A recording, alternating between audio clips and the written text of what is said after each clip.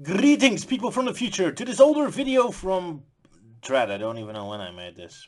Well, anyway, this video was deleted for copyright reasons, so we tweaked a few details to prevent that from happening again.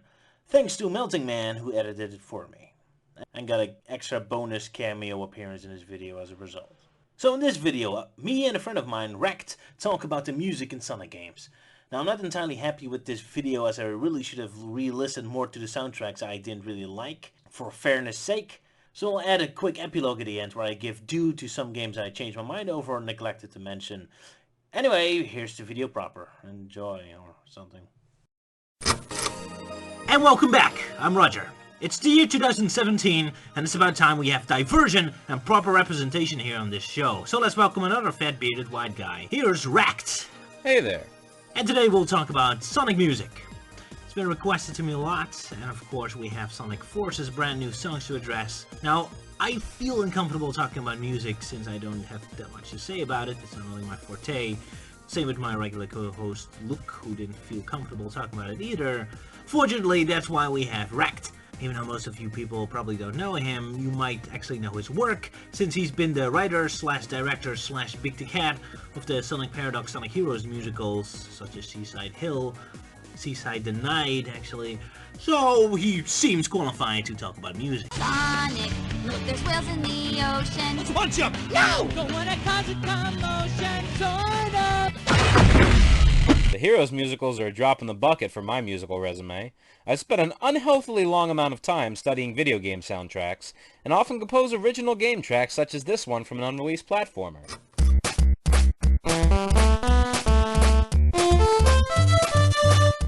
Oh, cool. I've even composed dramatic scores tied to animation, like the Stomach X OST, or my work on the student film Keith.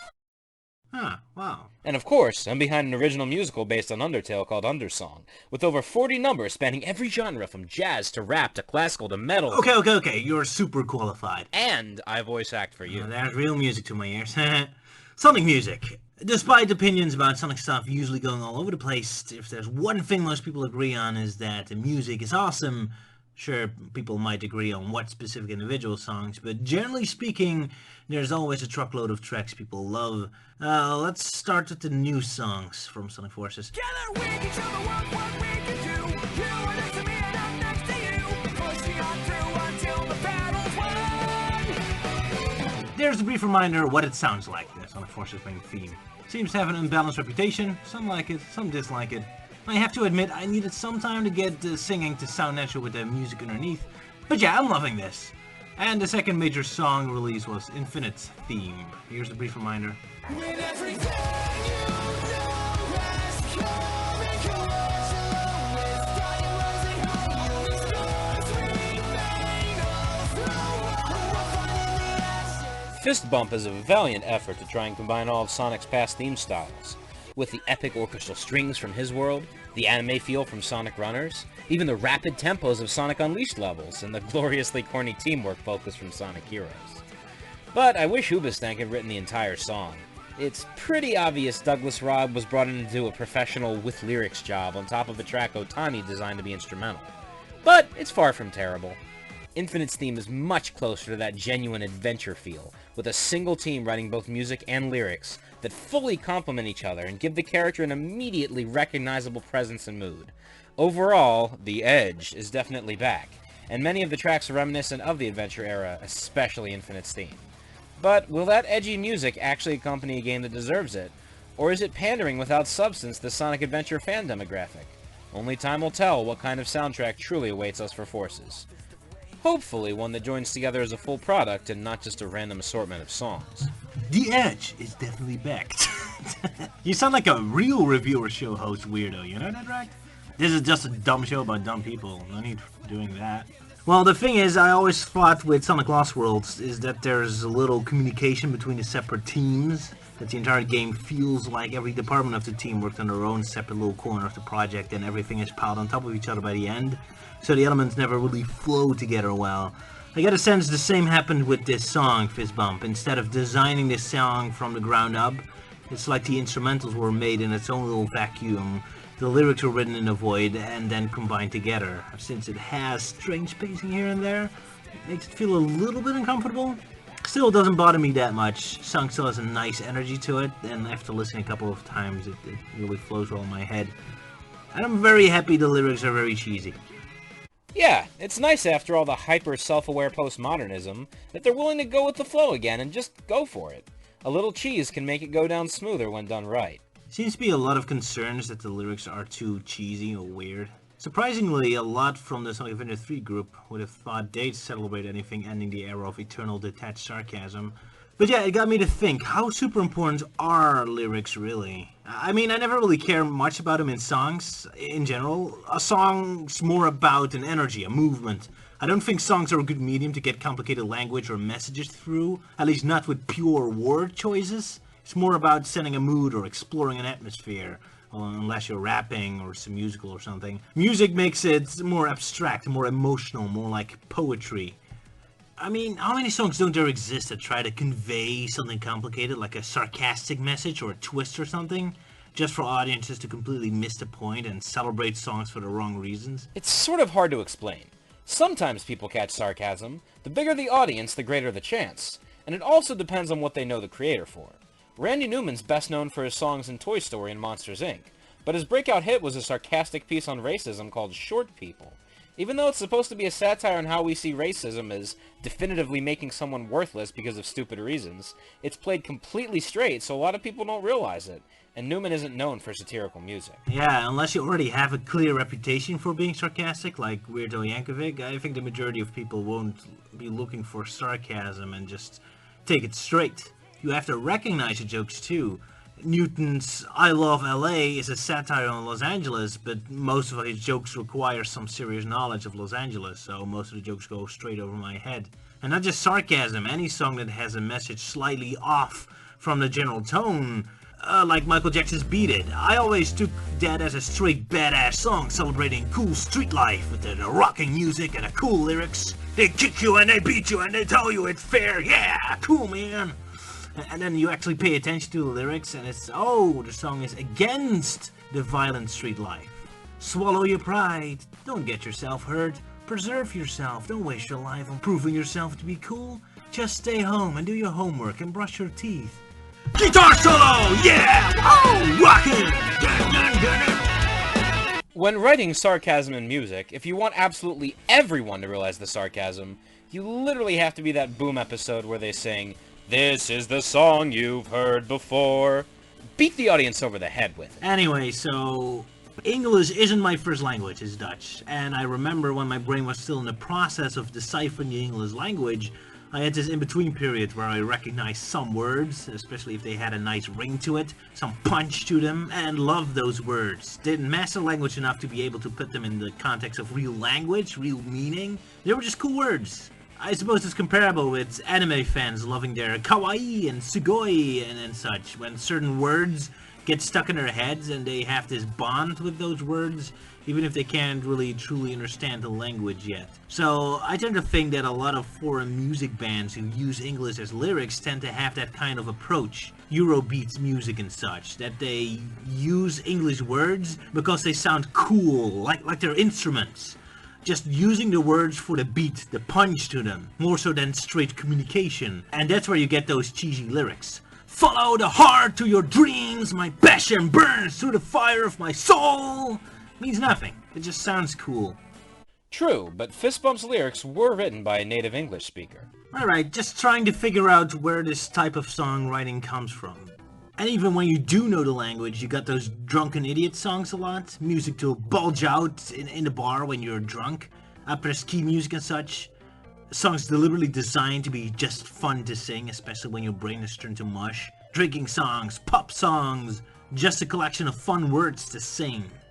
But anyway, maybe that's the problem, that the cheesy Sonic songs from Sonic R and Sonic Adventure were written by more foreign people and rely more on the "this sounds cool" logic of decision making, where Fist Bump is way more deliberately written to be cheesy and therefore feels wrong.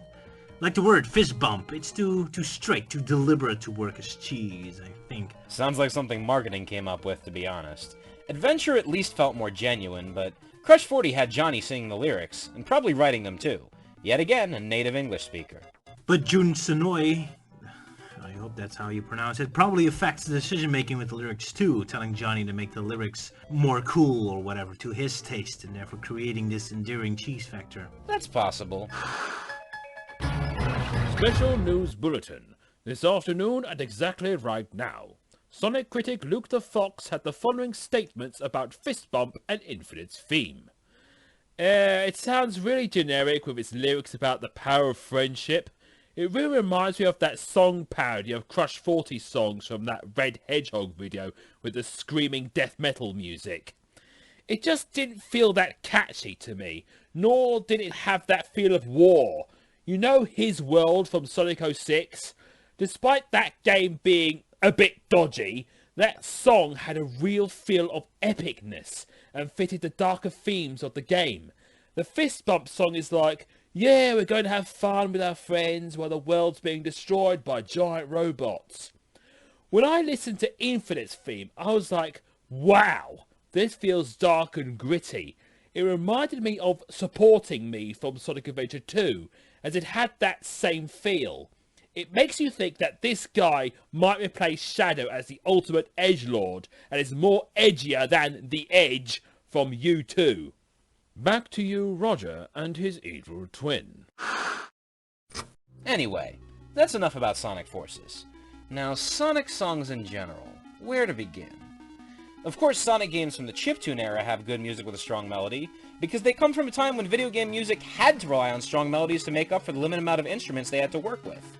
And besides, hearing a catchy soundtrack blaring in a store's demo booth was one of the first things that got you to pay attention to a game back then, right next to the cover and promotional artwork.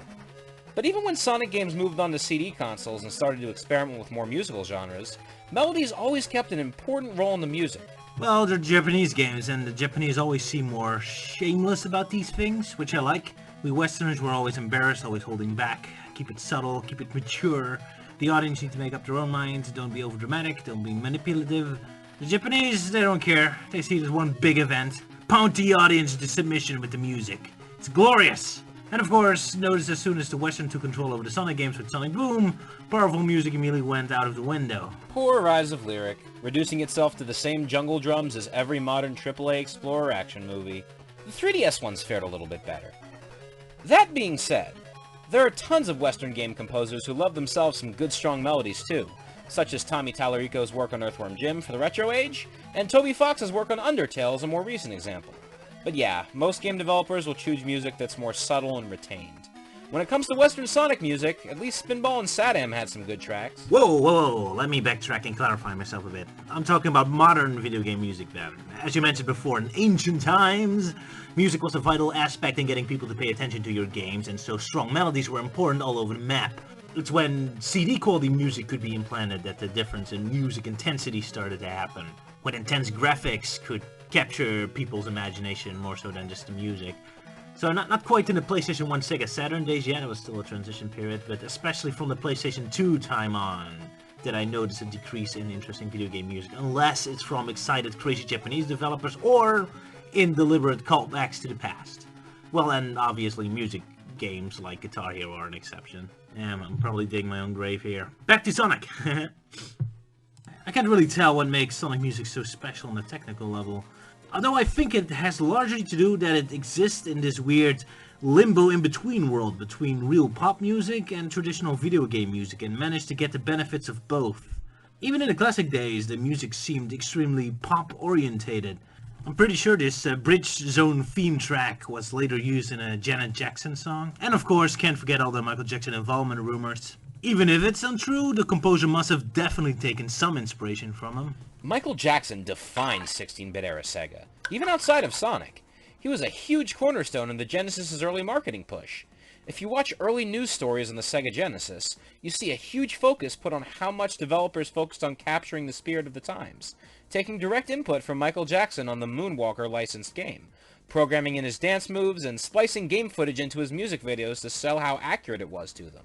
Kinda reminds me of Doom taking influence from popular metal songs. Mega Man X too, I think. The X Team loved metal so much that they named the Mavericks after Guns N' Roses members in X5. And Mega Man is just as well known for his good music as Sonic is. Right, so you get the combined strength of pop music, and capturing the mind and being extremely relatable, and combining it with chiptune music, which, because of its simple instruments, have to rely strongly on melody, and putting a strong emphasis on that, and you got gold.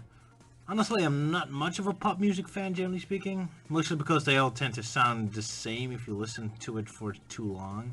They always follow one general trend. I can't listen to a full music album from one band for too long. After one or two songs, all the music tracks just bleed into each other, and it just becomes background noise. Even with my favorite bands. I guess this is why I like stuff like Weirdo Yankovic, at least with him jumping from style parody to style parody to switch up the music energy to keep it focused. And it's this stuff that tends to make the best Sonic soundtracks for me, the ones that mix up the music the most. Either with genres, the fan-made Sonic before and after the sequel are great. The music really goes everywhere, from upbeat chirpy chiptunes, this majestic spiritual track, funky guitars, full orchestra assault, it's everywhere. And of course, from the official Sonic games, there's stuff like Sonic Adventure throwing all kinds of genres together. Using multiple genres of music in the same soundtrack presents a huge advantage. Every track can be pushed to the limits of the genre. If you have a soundtrack that's made out of only one musical genre, it's best to downplay it a little, both so you don't use all your gimmicks up in the first few songs, and so people who don't like the genre don't get tired of the soundtrack. However, when every song doesn't have to fit the same genre, you can make the rock, the rap, the orchestra, what have you, into an overarching stellar tribute to the genre, bringing back the big guns for every track instead of having to divide them up. Individual tracks become far more powerful when they get their own personality, instead of having to conform to one general mood solely to appeal to one specific audience without offending anyone else. I do notice that Sonic soundtracks that stays focused on one music genre tend to have its songs meld into each other. Like Shadow's game, every track is this grunge rock track, and after a while I can barely differentiate melodies anymore, it just becomes one general noise. Only when suddenly a track occurs that uses some different instruments or style do I suddenly wake up and pay attention again. Like Sonic Lost World, all the peppy pop tracks eventually melt away in one noise, but then there's the Honeycomb Highway track with its funky guitars that immediately shakes me awake. Same with Sonic Colors Planet Wisp track that suddenly contains a surprisingly somber and tragic undertone with its piano. It suddenly shakes me awake and makes me pay attention to the music. And right, it's not just the music genre. Like older Sonic games also had tons of different tones and energies in their tracks, even though they had a limited use of instruments. Very limited. Yet something like one of my favorite classic Sonic soundtracks, Sonic 1 for the Game Gear, it constantly switching tone and style, and especially the second half. Got a chirpy upbeat jungle music, more intense heavy music with scrap brain music, this funky labyrinth track, and sky bass. Now that's some real climactic music. That's a soundtrack that keeps me going. It's a very Sega style of composing. There's a fundamental difference when comparing it to, say, Nintendo's music. The easiest way to explain it is to compare a long-running TV show with a movie. Most Nintendo music is written more like a TV cartoon soundtrack. Timeless, utilizing styles like classical and jazz to make their games sound welcoming to newcomers and nostalgic to older players, with a greater focus on the music fitting the gameplay. Super Mario Bros. Theme itself was inspired by the speed and beat at which Mario traversed through the levels. The same few themes play in every world in different spots, just like most episodes of a TV show are going to use mostly the same few songs, occasionally throwing in a new one here or there that becomes reused itself. This leads to a lot more levels with repeated music, even in later worlds. It's less memorable, but it also means you're not going to get bored, because you remember what and when everything's going to happen. And with less memorable, you mean the music listening experience and not the individual tracks, right? Because Nintendo tracks are more memorable considering they're violently pounded into your head. Most Sega music, on the other hand, is more like a big, well-composed movie soundtrack. There's a main theme written to tap into the energy of whatever cool current trend the game itself is mimicking. Like how Afterburner's based on Top Gun, so the main theme sounds kind of like Danger Zone. That's how they get you interested enough to buy it. But once you actually play past the one early part they put in all the trailers, the rest of the soundtrack is free to try whatever it wants, to tell the story through different levels, playing around with multiple styles to fit it. Due to this, past the arcade and 8-bit eras, Sega soundtracks rarely repeat the exact same song in later worlds, as the worlds and what happens in them are often unique, leading to a soundtrack that contributes to each set piece and makes the entire game way more memorable. An unforgettable experience you probably won't play as much as the Nintendo game, but one that left a way bigger impact on you. Well, I remember Alex Kidd also taking a Nintendo approach with music. Well, the first one anyway, whatever. Sonic in particular definitely has that cinematic quality to it. Music that seems to tell a story about the level you're in and character you are. This is taken to its extreme with Sonic Adventure, each character having its own music genre assigned to it. It's great how much you can learn about a character's personality just by listening to the music. And I don't mean the lyrics, the music. Dr. Eggman's theme in Sonic Adventure 1 is one of my favorite tracks of all time, and is a great demonstration of what kind of personality I assigned to him. The music is gruff and rough, but then also has these upbeat trumpets going on, and this melody that sounds very trollish, has that na-na-na-na-na quality to it. Large and in charge, bold and rough, theatrical and a little clownish. It's perfect. Just like his Adventure 2 theme, even adding an industrial beat to it to finish it off completely. Although I still prefer the Adventure 1 version. Listening to those tracks makes his Sonic 06 theme very disappointing. Just this generic danger music, with very little personality to it. The only thing I like about it is the pounding drums in the background, like a bumbling fat march. That's the only nice touch. Everything else is super generic and doesn't fit Eggman at all. Well, to Sonic 06 quote-unquote defense, that theme is a good representation of how Eggman was used in that game. He was boring and generic there. So, good theme regarding the context, I suppose. And go figure, he has a fat march in a game where he isn't fat at all. But it does make it baffling why later games, such as Sonic Colors, continue to use this theme for Eggman. If that track was already too dry and serious even for the dark, edgy Sonic games, then it's even more spectacularly out of place in the clownish Sonic Colors. Well, they do make his theme sound more circusy in that game. Either way, it's nice that there's some themes even crossing over in other games. It's a bit of a shame there's so few constant left motifs that are carried over from game to game. Would be cool if Sonic had his own constant theme song. I guess Green Hill Zone is his big theme music now. Well, You Can't Do Anything, Toot Toot Sonic Warrior is the closest we get to a theme to Sonic that's reused in other games, I suppose. Although it only reappears in the Game Gear games that are a bit sidelined. Well, and themes are returning a lot more in recent games, although I don't really count Sonic Generations or LEGO Dimensions in that regard, since they're deliberately reusing old material in a meta way. In a real reusing it in a fully standalone build-up from the ground kind of way, well, Sonic Adventure 1 was kind of ballsy in remixing Sonic 3D Blast tracks a lot, with Green Grove reused in the Sky level and Panic Puppet in the theme park stage. The context is even different. Makes me wonder if Sonic Team was concerned nobody would hear the Sega Genesis versions of the music, and only the Sega Saturn tracks would go down in history. Of course, in the real world the opposite happened, but anyway.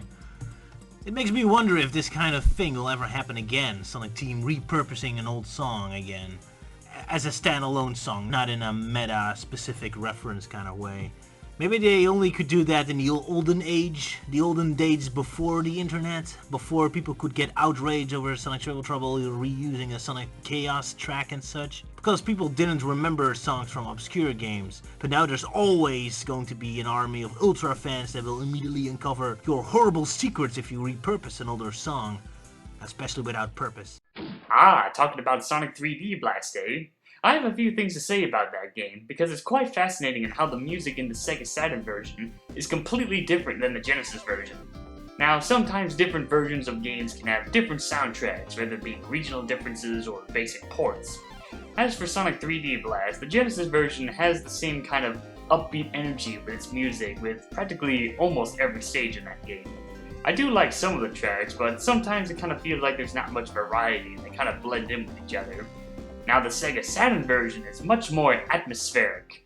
For a quick comparison, here's the Genesis version of Rusty Ruin Act 1.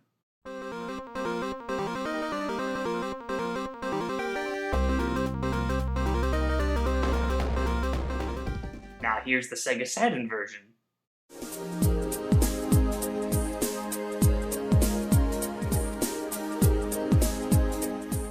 It makes this level feel more interesting. The somber, slow tone of the music and the occasional choir vocals coming in gives you that feeling that you're really exploring ruins of an ancient civilization. I can easily imagine this music playing in certain areas of Sonic Adventure when you're exploring inside the Echidna Temple. And then you have Volcano Valley with its epic music.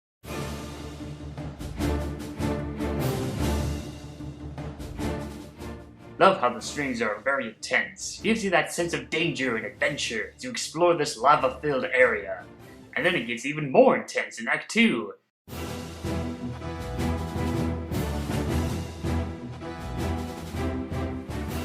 Music just increases its tempo and gives you even more sense of urgency and danger. Even so, there are a few odd moments, like in Spring Stadium Act 1 has this nice smooth jazz tone.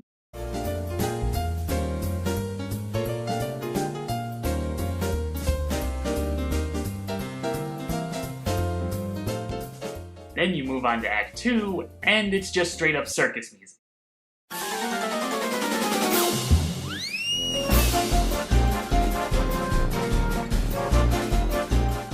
It's so jarring. I've never heard any other kind of Sonic music with so much cartoon sound effects thrown in.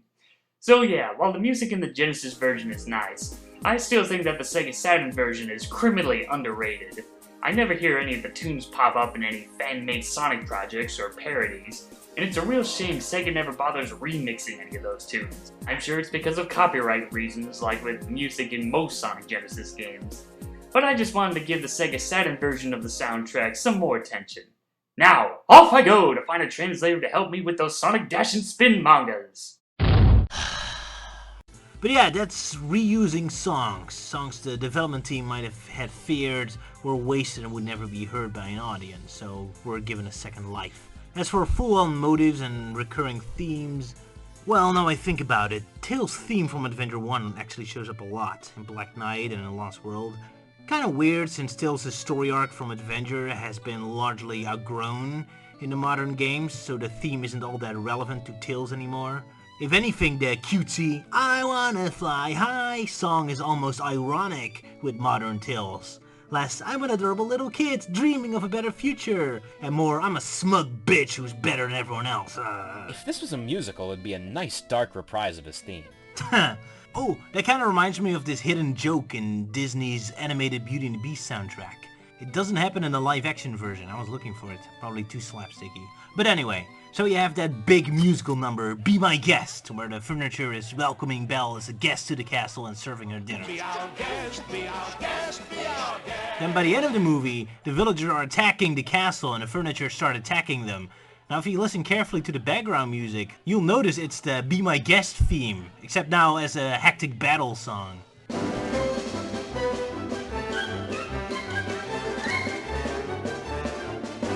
Gotta love that hidden irony. Well, not really irony, but, you know, fun little sarcasm. The Sonic franchise doesn't use left motifs very often, but when it uses them masterfully. Gamma's theme and Unbound from Sonic Adventure represent some of the best wordless storytelling I've ever heard. For the 1.5 of you that haven't played Sonic Adventure, skip to this time to avoid spoilers. Spoiler warning on this show. It's probably better if I do a reverse spoiler warning and say you better know everything about the series before following these discussion videos. But, whatever. When first listening to it, Gamma's basic theme seems robotic, dead serious, and techy, which works well for the character. But there's a very unconventional instrument handling the melody. A piano. Something organic. When you get to about 1 minute and 12 seconds, the instrument changes to a synthesizer, and the melody played is particularly memorable because of that change. It's more free-flowing and less constrained than the rest. Then suddenly the piano comes banging back in, cutting it off abruptly. It literally represents his struggle with his power source's freedom musically. This struggle is the basis for Gamma's entire storyline as he frees other birds by destroying the robots that house them, and it climaxes with him allowing himself to be destroyed so the bird inside him can be freed. And that's when you hear Unbound, end of E102. The arrangement is nothing but organic instruments, and that once robotic chorus is now completely organic, with horns, piano, and bass, representing him finally breaking free of the robotic confines. The entire song is just that chorus, too. That is storytelling through composition. Kinda funny how the song without lyrics tells a more complete story than the rest. Anyway, I don't want to stick with the Sonic Adventures too long. I get a lot of complaints I praise those games too much. And, well, might as well throw in a complaint about the music in these games before we leave them as well. Much as I like everyone's big epic theme songs, I do kind of wish they had a more subtle downplayed rearrangement of them for in the cutscenes. It's a little clunky to constantly hear their full-blown theme songs rock out every time they show up in cutscenes. It's a little much. Not to mention the obvious consequence of that in Adventure 2 where you could barely hear the dialogue over the loud music. It's the rare bit where Sonic 06 improved on the Adventures. That one did have more downplayed versions of the character tracks worked into the score, particularly his world. Even as a sweeping orchestral bit. But that's the technical applications of the songs, not the songs themselves. Leaving the Avengers, Heroes was a huge step back because it went back to the classic style of making music only for the stage. But, of course, that was intentional. It was a callback to the past, and the levels were varied enough that the music kept changing pace and tone. Shadow was a disaster, because the only music style is actually the remains of his style in SA2. But since he's the only major character now, only that style is present. And most levels have the same kind of atmosphere outside of the circus and internet level. strange, because Sonic 06 did have a lot of different environments, tones, and cinematic qualities, yet had the same problem where very few songs are memorable outside, of course, the specific end-credit character songs that are always on their own special level of quality. But listening to the level tracks separately, they do have nice instruments and a nice energy to them. I'm actually surprised why the tracks never impressed me. Some folks disagreed and told me to listen to a few songs, and yeah, I guess I was wrong. There is more variety and cool stuff in there than I thought. I already missed out the I Am the Eggman remix until Greg Clement pointed out years later, and now I realize there's even a cool remix of the Juan boss theme as well. So yeah, I was unfair to that soundtrack. The commentators gave a good possible reason why I might have miscalculated Shadow's music score twice. It makes the mistake of starting the game with the most boring songs and making you listen to those the most times. Most Sonic games hit the ground running right away. Shadow takes a while longer to start introducing the better tracks. Tragic, but there you have it. Sonic 06 was operating less on the hook 'em with a theme, go crazy with the rest film logic, instead opting mostly for the same kind of filler score as Sonic Boom Rise of Lyric, to add on to the pile of other connections those two games have. Modern cinematic scores have very few left motifs and themes, but just create a general mood. Many composers nowadays are more concerned with hitting all the marks of what people expect a song to sound like for the environment, instead of half doing that and half working in character instruments, themes, motivations, emotions, all that. So a scene in a jungle has tons of jungle instruments going on, but no melody to power them. Real shame. I freaking love leitmotifs and themes. Composers can do all kinds of cool things with them. Like, you know the Addams Family theme song, right? From the TV show? They're creepy and they're kooky, mysterious and spooky. They're all together ooky, the Addams Family. And then there were the movies that had their own theme song going on, more with the waltz.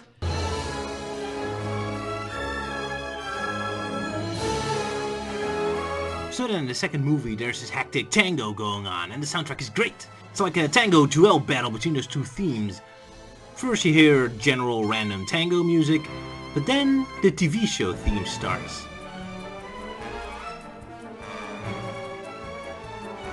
Then it switches to the movie theme. Then morphs back to the TV show theme. Swings back to the movie theme. Until by the end, the whole song completely collapses. It's great!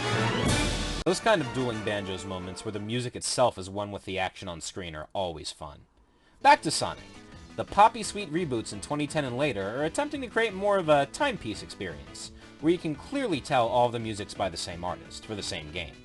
More like the Nintendo Saturday morning TV show kind of experience.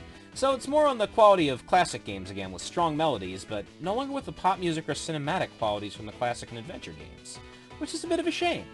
Though it is fitting for what they're doing with the newer games, I suppose. The music is again only referring specifically to the levels and designed to be more Mario-like, so more based on the rhythm of the player. You mean Colors and Lost World, I suppose. Of course, Generations is a bit messy, because it's meta remix nature, and Sonic Boom Rise of Lyric is entirely cinematic in nature. That makes it all the more interesting to see what the new games will do with the music we haven't heard yet. We've already seen some really cool preview songs from Forces, but who knows what the full soundtrack will be like for it. Or Sonic Mania for that matter. I have been a fan of T-Lobe's music way before he was announced to be working for Mania. Liked him before it was cool, eh? Hipster. You bet! And I love the variation in instruments he uses in his remixes. Again, really reminds me of After the Sequel soundtrack quite a bit. Making some songs tropical sounding, some trance beats, some rockish. Hope there's a ton of variations in tone and energy in the Mania soundtrack. Hard-Boiled Heavy is a great one. Your love and focus on T-Lopes as a famous Sonic personality reminds me of something important I'd like to bring up. A concern I have with the Sonic franchise and a good deal of postmodern media. The concept of death of an artist. That is, how much the actual person behind the art should be part of experiencing their art. Obviously, people need to get some credit for their work on whatever they create, but the advent of internet celebrities selling products and content primarily with their personalities has taken it much further than ever before. I mean, you have noticed the difference in Sonic's marketing approach, right? It used to be about the games and how cool they are, with the fanbase and creators gravitating towards the game. But now it's the other way around. The series is about the fanbase and its creators, with the games floating around it. Quite possibly the greatest advent in Sonic's marketing has been the outstanding reach of its Twitter account. But how? Was it the best place to find out new Sonic info? Carefully selected fan art and contests to boost community interactivity and hype for the new games? Nope. It's all about Aaron Weber and his wacky jokes, making the Game Grumps eat cupcakes, and the silly fanbase being up to their old tricks. Big the cat, guys! Watch out for Cold Steel! Ow, the edge! But wait. Fan characters and edginess are the main selling points of the new Sonic game it has to promote, and you've taught everyone to cringe at them on sight. Good luck, Mr. Weber! This extends even further yet. Even the games themselves have become chock full of references, memes, and fourth wall teasing, reacting to the fanbase's memories instead of leading them forward to make new ones. If you make fun of a trope, you don't have to innovate it!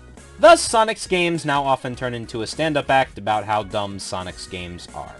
So far, the music hasn't been affected by this too much, thankfully, although considering how meta the last few games have been, modern Sonic game soundtracks have mostly been remakes of the past more than their own soundtrack. And not really in a left motif kind of way, where the returning songs reintroduce cinematic qualities of the characters and locations, but more just meaningless references to the past. Like how you mentioned Tails' theme having become almost ironic in nature by now, considering how much he's changed as a character. Well, to the game's defense, ignoring generations, they mostly got their own sounds. Heck, Green Hill Zone is actually allowed to have a brand new theme in Forces. Not a good theme, but hey, I appreciate the break of hearing the damn Green Hill Zone theme all the time, and at least the remixes of the tracks sound decent. But yeah, I am getting tired of the meta aspect of the series, and I have to say, I did have a chuckle when the Sonic Mania game manual spends more time celebrating the staff, and even allowing for signatures, more than mentioning anything about gameplay. I don't remember retro game manuals making a big deal out of their Rockstar developers, but whatever. Still, what's your point? Well, let's just say I'm hoping that people like T-Lopes, Douglas Robb, and all the fresh faces in Sonic music being included won't become more important to the fanbase than the quality and impact of the work they create. And many of Sonic's future soundtracks will be designed specifically for the new material again, like what we've seen out of Forces thus far. Yeah, the new epic character themes we got so far seem to suggest that's happening for Forces at least, if not Sonic's future in general. And hey, when even Green Hill Zone has a new song written for it, maybe, just maybe, Forces will have a truly unique score. Yeah, hooray for originality and not reusing songs. Although I do hope they reuse songs because I love leitmotifs and weird remixes. But I do hope they won't. So hooray, we talked about music for half an hour and I have no idea what our conclusions are. But hey, I talked about music, well a lot of people want it, so there. Now only talking about the Archie comics left, especially now with the latest news. And I fulfilled the most requested topics I get. Whew, so much reading material. Good luck with that.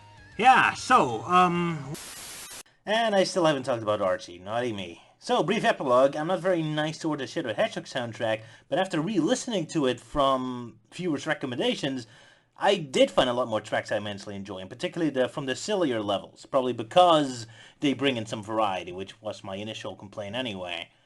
Also, I kind of forgot how awesome I Am is.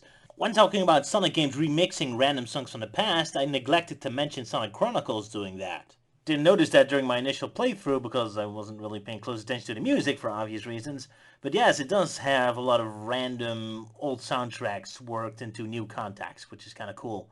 There's a project on YouTube where the instruments of the soundtrack of the Sonic Chronicles game is swapped around, making them much more listenable. So if you want to give it a go, check that out. To hear what the music sounds like if it isn't in a horrible Nintendo DS compression.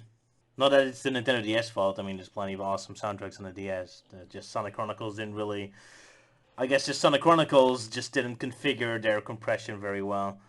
I was surprised to even hear Sonic CD getting some remixes in. I would have expected Richard Jacques, the Sonic Chronicles composer, to only remix his own older tracks, but he didn't. Sonic Forces soundtrack is pretty good, even though sometimes I prefer the remixes rather than the originals, especially when it comes to a classic Sonic soundtrack. Maniac's pretty okay. I love the Hardboiled Heavies theme. It's really great. Really Jet Set Radio-ish. I never brought up the Sonic Boom soundtrack in depth a lot here, did I? Shout out to the Volcano level in the first handheld game and the Pirate level in the second handheld game for being awesome. The Rise of Lyric soundtrack is really weird. It mostly is atmospheric music, which is nice when you just want some, quiet, calm, atmospheric background music, but it never really has any kind of punch to it. So yeah, music. See ya. Let us know in the comments what your favorite Sonic tracks are. I'm a self-obsessed asshole, so I don't really care about it, but I heard somewhere that asking audiences stupid interaction questions gives you more views or something. I don't know. How honest. Oh, speaking of soulless marketing, you've got a nice subscriber base to exploit there. Howdy, Roger fans! If you like music, Undertale, or following orders, go visit my channel. I'm creating a multitude of musical content. Swing covers, original songs, game music, and Undersong, an Undertale musical with over 40 original numbers, one of which you might have heard in the credits of Roger's Undertale Day. Be sure to comment, subscribe, and, if you really like what you hear, consider pledging to my Patreon. Here's some links to that stuff. What else? Team Chaotix BR asked us to show for him. He creates Portuguese fan dubs of Rogers and Minutes cartoons, but also has a lot of original material. Also, Sonic Paradox is working hard. Casino Calamity's not dead, and Sega Shorts is still going. But we need more animators for it, so make sure you go to our website and... Okay, bye! And that was We Can by Ted Poley and Tony Harnless. Now here's Luke the Fox with his favourite Sonic Songs report. Luke? Thanks, me. Well, Luke, I sure have a few beauties of songs compiled in my personal all-times best Sonic songs list. Up first is the soundtracks from Sonic CD, US version, and Sonic 3 and Knuckles. I like the early 90s rock and metal feel of the music. It's what made me like the music of Earthworm Jim, because it made me think that kind of music would fit in a Sonic game with its 90s synth electronic sounding rock music. Then number 1, the Sonic Adventure 2 soundtrack. It had a rock and energetic feel to it with its songs and music. When you were Tails and had to bust Sonic out of jail, the level music made Tails look like a robot slaying badass. And it gave us one of the best themes for Dr. Eggman, which in time was replaced by a more sinister theme. But it kind of made me wish they would go back to that I Am the Eggman theme. Maybe a sinister instrumental theme that combines the feel of both. Excellent choices, Luke. I fully agree with me. Now back to two morons garbling nonsense.